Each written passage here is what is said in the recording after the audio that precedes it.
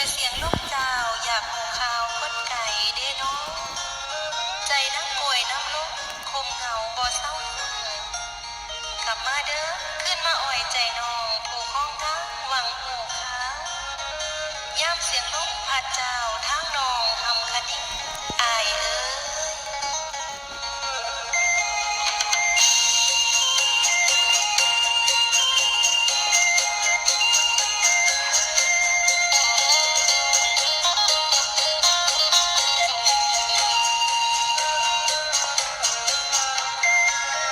สายลมพัดโชยยอดไอโอดเอ็นไว้หัวใจหำหอนนับปีที่อายจากลา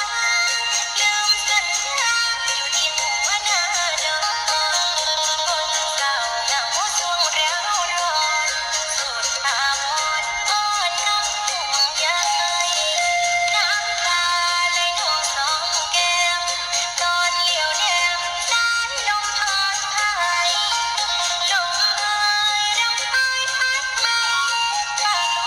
ลมเสียงเพลงลอยไปบอกเขากลับมาไวๆให้อยู่ใสบ่เห็นใจคนคอยป่านนี้อยู่ใสบ่เห็นใจ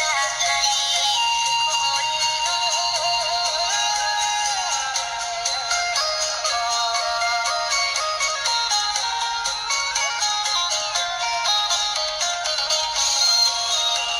ป่านนี้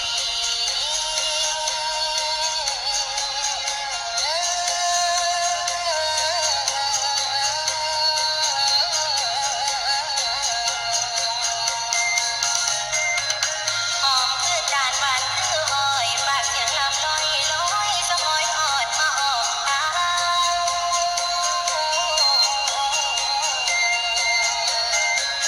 ฝากไปถึงผู้บ่าวจากผู้สาวบ้านป่า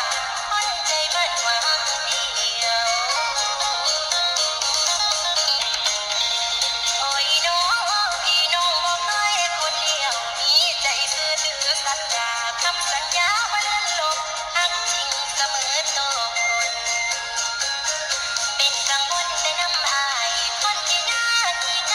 บ่เคยได้หมดเอา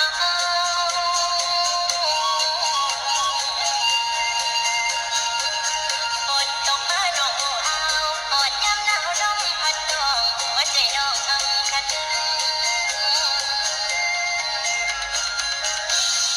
สายลมพาตีไปไพ่ตึงตึงสาวคนหนึ่งในคนถูกอกหัวใจแต่นั่งคอยแต่นั่งคอยสิจอยตายแล้วทั้งปวงมองทั้งราศีเศร้าพอเห็นเงาเจ้ามาเลี้ยงเตรียมใจรอพอรักเธอละเมออ้อมคงน้ำตา โอ้น้อมีอักษรดินทอฟ้าเอายังว่าสาบานลงคำหวานอยู่ทางใดจังลวนไหลลืมน้อง